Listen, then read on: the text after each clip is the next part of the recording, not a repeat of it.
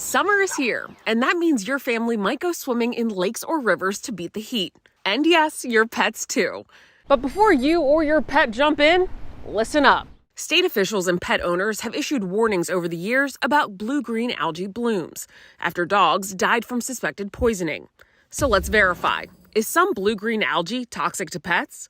Our sources are the Centers for Disease Control and Prevention, Washington State Department of Health, the Minnesota Pollution Control Agency, and VCA Animal Hospitals.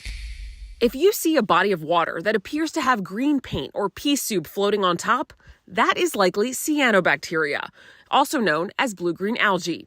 It usually blooms in the summer and early fall. Most blue-green algae blooms are not harmful, but some can produce toxins that can be deadly to pets. The Minnesota Pollution Control Agency says blue-green algae blooms can lead to poisoning in pets if they drink from or swim in contaminated water sources. Dogs can also ingest the algae by licking it off of their fur after a swim.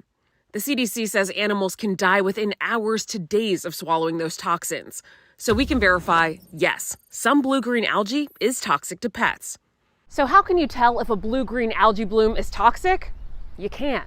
VCA Animal Hospitals say it's impossible to tell whether a bloom contains toxins just by looking at it, and that all blue-green algae blooms should be considered toxic until proven otherwise.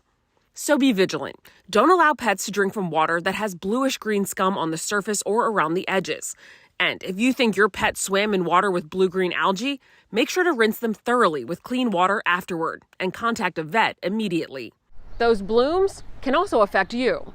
Our sources say exposure to high levels of blue-green algae and their toxins can cause diarrhea, nausea or vomiting, skin irritation, and difficulty breathing in humans. With your Verify, I'm Ariane Till.